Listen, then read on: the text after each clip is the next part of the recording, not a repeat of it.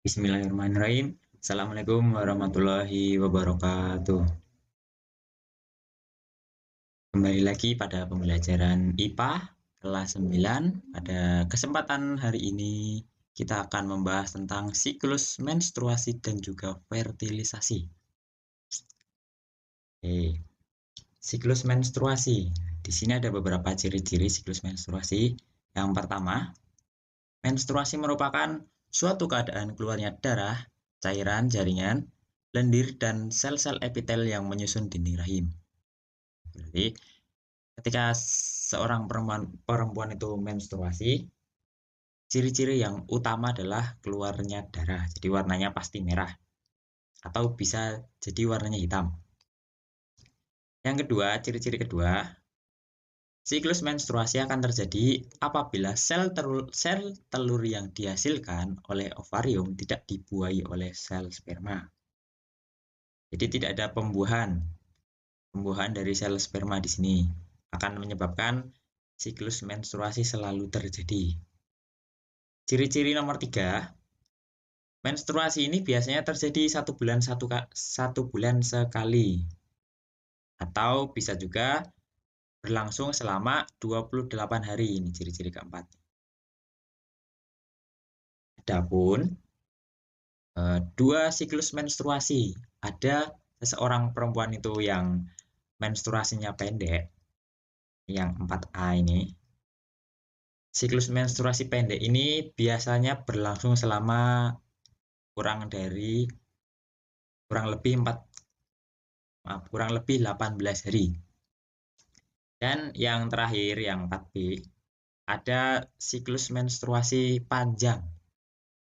Jadi menstruasi ini akan berlangsung selama 40 hari. Oke, ini kita lihat.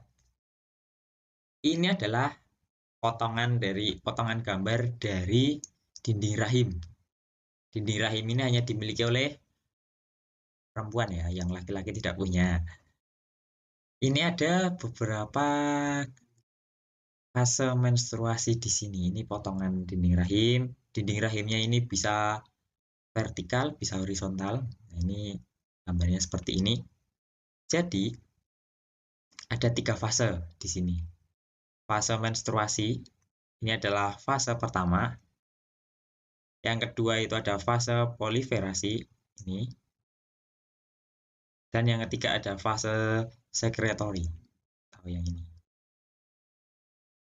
Ini adalah gambar siklus menstruasi selama 28 hari. Jadi seperti ini. Hari 0 hingga hari kelima atau hari pertama hingga hari kelima, ini adalah fase menstruasi. Ini yang merah-merah yang paling atas itu adalah sel-sel telur yang menempel di rahim. Yang merah-merah ini. Nah, ketika terjadi fase menstruasi pada hari pertama hingga hari kelima, yang warna merah, yang warna merah ini, dia itu meluruh. Nah, ketika meluruh, maka akan keluar. Jadilah darah itu tadi. Jadi, ini dinamakan peluruhan dinding rahim. Yang kedua nanti ada fase proliferasi. Di sini ada beberapa hormon yang mulai aktif. Dan yang ketiga ada fase sekretory. Di sini akan mulai bisa menerima ovarium atau sel telur lagi. Nah, ini 3 fase siklus menstruasi. Fase pertama ini jelas menstruasi ya. Pada fase ini ada terdapat hormon FSH atau follicle stimulating hormone. Di sini memicu berkembangnya folikel dalam ovarium. Hormon FSH adalah hormon yang dihasilkan oleh kelenjar pituitari atau hipofisis. Kelenjar tersebut terletak di otak bagian depan, jadi di sebelah depan kepala kita ya. Pada fase ini dinding rahim luruh dan seseorang perempuan mengalami menstruasi. Tadi sudah saya jelaskan, ini fase pertama. Yang kedua adalah fase proliferasi pada perempuan. Nah, proses pada fase ini ada beberapa folikel yang berkembang. Nah, folikel ini menghasilkan hormon estrogen dan hormon progesteron. Hormon ini hanya dimiliki oleh perempuan. Hormon estrogen dan progesteron ini akan memicu dinding rahim untuk menebal. Tujuan dari menebalnya dinding rahim adalah untuk mempersiapkan tempat melekatnya embrio apabila sel telur dibuahi oleh sperma. Fungsi lain dari hormon estrogen adalah memicu kembali kelenjar pituitari untuk menghasilkan hormon FSH dan LH atau luteinizing hormone. Hormon LH ini terus diproduksi dan meningkat secara mendadak. Peningkatan hormon LH ini akan memicu pengeluaran sel telur dari folikel yang matang. Proses ini disebut dengan ovulasi. Berarti ini tahap kedua. Berapa hari sih hormon atau fase proliferasi ini terjadi? Fase ini terjadi selama hari kelima hingga hari ke-14. Jadi kurang lebih 9 hingga 10 hari. Dan yang terakhir ada fase sekretory atau hari ke-15 hingga hari ke-28. Ya. Nah, fase ketiga itu fase sekretory.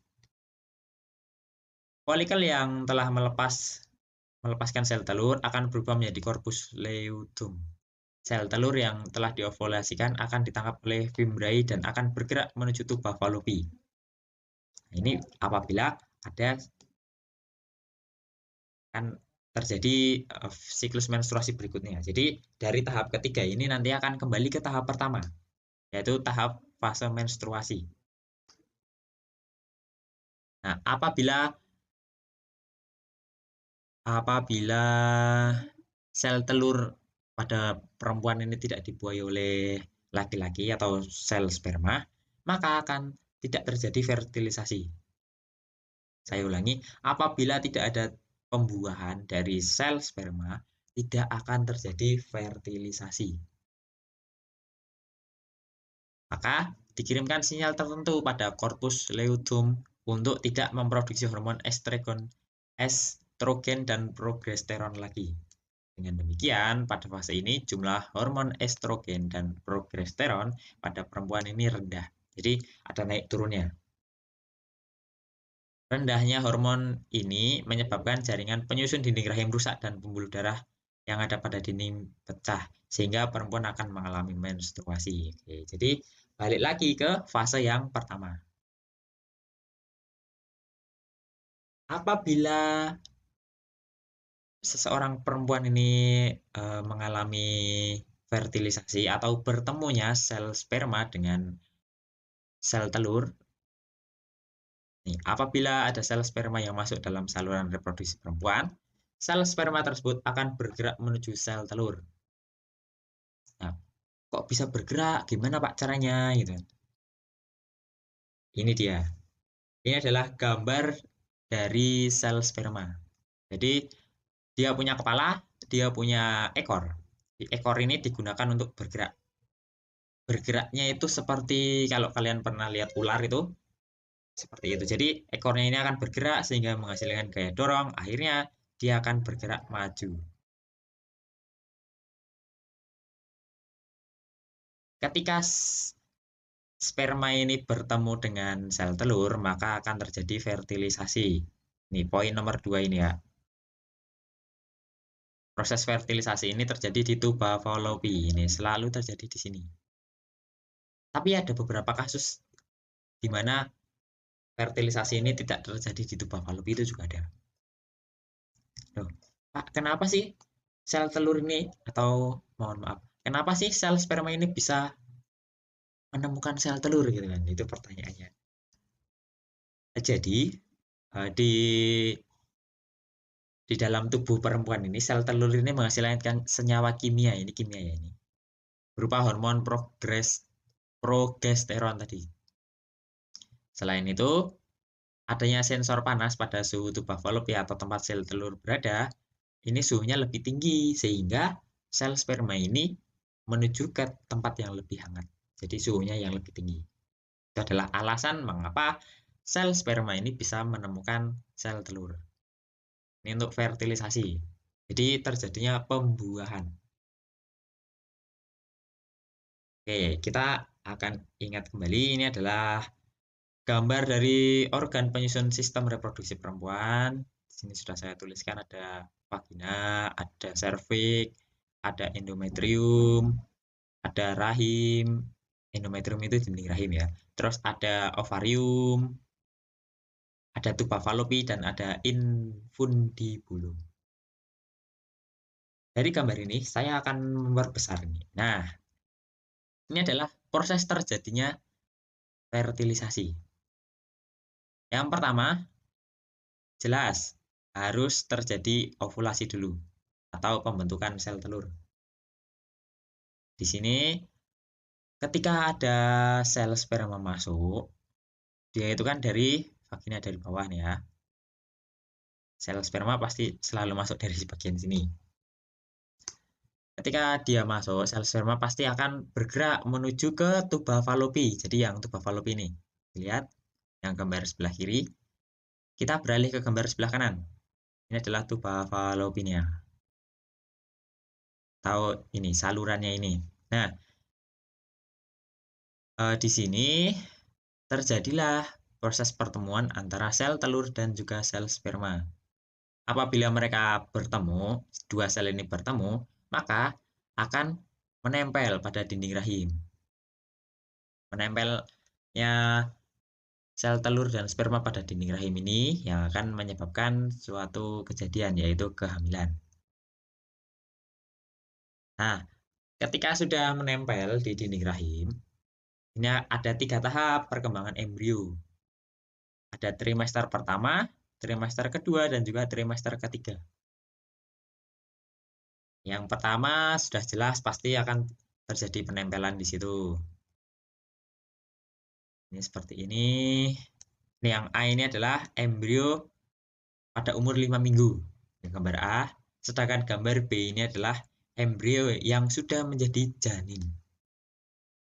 Ini sudah saya beri kondisi janin seperti apa, perkembangan embrio.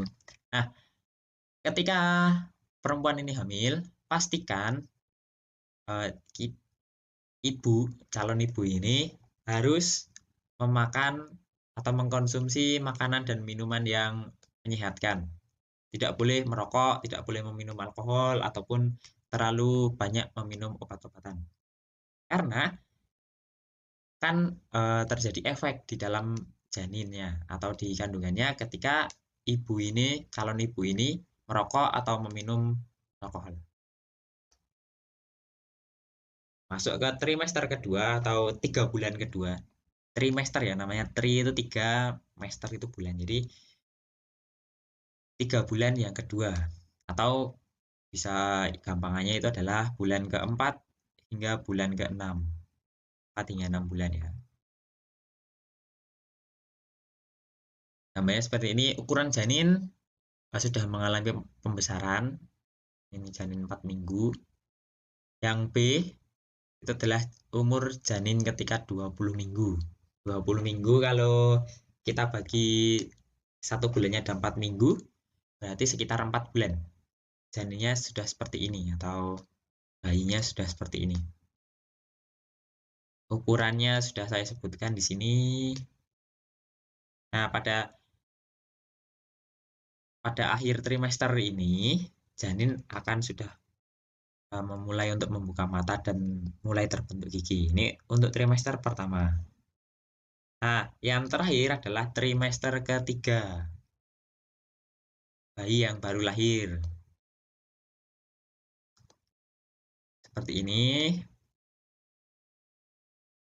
Trimester ketiga berarti dari mana, Pak? Berarti dari antara bulan 6 atau bulan 6 hingga bulan ke-9. Biasanya setelah ini kan seorang bayi ini akan lahir selama kurang lebih 9 bulan di dalam kandungan. Ini adalah trimester terakhir. Oke. Bagaimana cara dokter atau ibu-ibu ini mengetahui kondisi janinnya atau kondisi bayinya? Kita gunakan namanya alat ultrasonografi atau USG. Nah, anak pasti tidak asing ya dengan nama-nama USG ini. Ini alatnya adalah seperti ini. Jadi semacam kamera itu, atau nanti kita menggunakan radar atau menggunakan gelombang yang dikeluarkan oleh alat ini lalu akan terkena oleh si bayi dan dipantulkan kembali. Sehingga bisa terjadi gambar seperti yang B. Ini hasil USG atau citra dari ultrasonografi. Ini nanti bisa kita ketahui di mana posisi kepalanya, di mana posisi tangan dan kakinya melalui USG ini. Nah, ini frekuensi menggunakan tembakan frekuensi ini dalam bidang fisika ini ya. Jadi menggunakan gelombang ultrasonik. Kenapa ultrasonik? Karena ini menggunakan 20.000 Hz. Lanjut. Nah, ini adalah gambar dari posisi bayi dalam kandungan. Ini kandungan ibu. Kalau kandungan bapak ini nggak ada.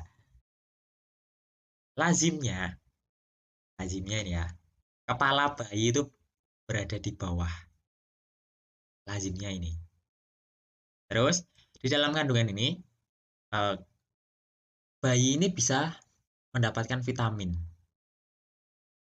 Gimana Pak caranya? Caranya adalah melalui tali pusar yang tersambung ke tubuh si ibu. Jadi bayi ini tidak makan dari mulutnya, tapi dari tali pusar. Tali pusar ini biasanya tersambung di perut kita. Makanya ketika kalian melihat perut kalian, ada seperti bekas di situ di perutnya. Itu adalah tempat di mana kalian mendapatkan nutrisi ketika di dalam kandungan. Oke, ketika ibu ini akan melahirkan anak, saya ulangi tadi dari awal, lazimnya itu kepala sang anak berada di bawah.